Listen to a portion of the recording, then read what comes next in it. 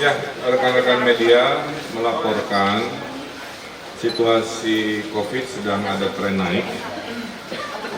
Itulah kenapa saya datang ke berbagai rumah sakit di Jawa Barat. Pemanasan, persiapan, ya, jaga-jaga nanti kasusnya tinggi.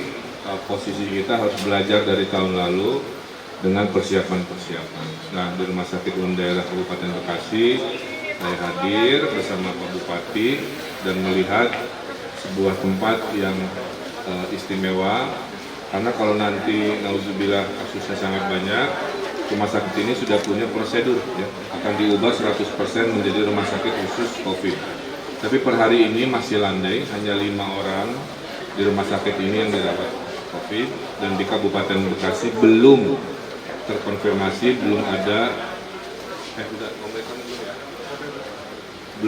yang terkonfirmasi Omikron. Yang ada adalah probable itu artinya dia COVID. Tapi karena ngecek Omikron tidak Omikronnya butuh waktu, maka belum bisa dideklarasikan Omikron. Nah, di Jawa Barat itu hanya tinggal 2 yang Omikron, sekarang dirawat di BPSDM Cimahi. Nah, oleh karena itu kita berharap ke masyarakat lewat media, solusinya hanya 2. Pertinggi vaksin, khususnya booster di kalangan nakes dan masyarakat yang rentan interaksi sosial. 2-nya prokes, ya. Prokes ini mayoritas harus dilakukan minimal, khususnya pakai masker, kira-kira begitu. Ya. Nah, tadi saya cek oksigen juga.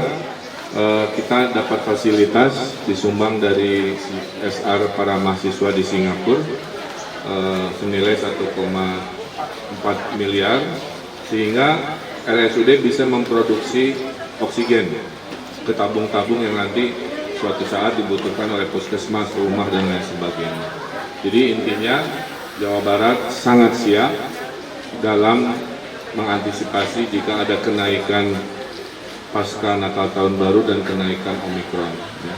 Dan pesan dari Pak Luhut, kalau Anda sekarang bergejala batuk pilek, asumsikanlah Anda punya potensi COVID karena gejalanya ada di situ. Segera mendaftarkan diri sukarela mengetes PCR. Saya kira itu hasil kunjungan saya ke sini sambil menyemangati para dokter, tenaga kesehatan, manajemen agar pelayanan Kabupaten Bekasi yang sekarang COVID-nya sudah surut, itu kita pertahankan supaya hidup kita bisa terus produktif. Pak, apakah terus memuncak? Pak, kan sekarang udah kasus hariannya udah ratusan nih Pak di Jawa Barat. Apakah bakal mencapai puncaknya kapan? Saya pakai data ya. Tanggal yang sama di tahun lalu, keterisian rumah sakit kita itu di akhir Januari ini 40%. Hari ini hanya 7%. Ya, jadi waspada iya, panik jangan. Ya. Bedanya waktu Januari tahun lalu belum pada vaksin.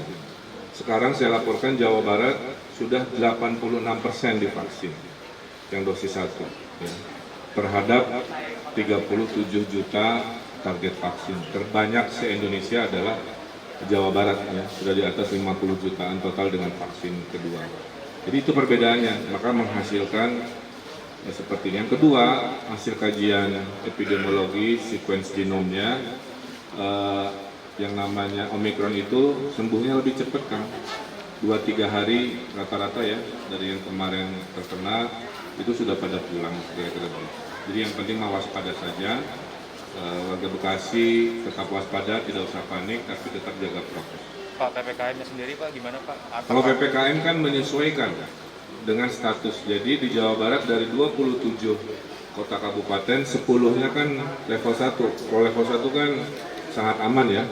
Nah, 17-nya level 2. Jadi definisi PPKM itu gimana statusnya. Jadi di Jawa Barat belum ada pengetatan, makanya sekolah silakan menyesuaikan, waspada. Kan udah 2 tahun juga anak-anak nggak sekolah tatap muka, ya. Nah, sehingga di Kabupaten Bekasi saya titip ke Pak Bupati, silahkan tatap muka tapi monitor dan rajin-rajin random sampling, tes acak aja, untuk memastikan kita tenang bahwa pada saat tes acak tidak ditemukan kasus ini di tingkat sekolah. Pak, kasus Omikron ini penanganannya sama dengan varian Delta atau ada perbedaan, Pak? Hampir sama kan, nggak ada bedanya. Obat kita sudah siap, tadi saya cek ya di apoteknya, oksigen juga kalau ada saturasi turun juga udah siap. Makanya hanya 5 orang. Jadi treatmentnya tidak ada bedanya. Bahkan ada yang mengabari ini bagian dari proses kita menjadi endemi kan.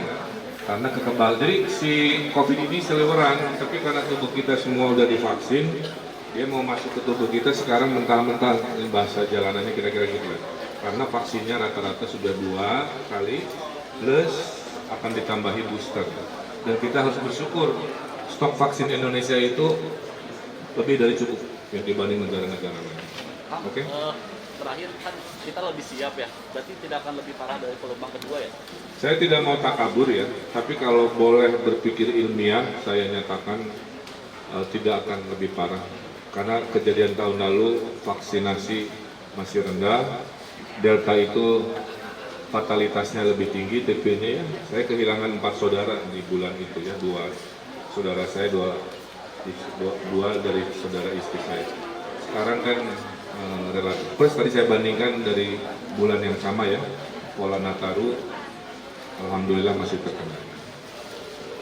Plus ada lagi, menurut survei, laki yang pakai masker terlihat lebih ganteng bapak-bapak. Karena jerawat, panu, kadas, kural tidak kelihatan. Makanya terlihat lebih ganteng. Jadi orang mudah jatuh cinta kalau lihat cowok pakai masker. Oke, terima kasih hatur nuhun. Ikan hiu makan nasi, we love you, RSUD Bekasi.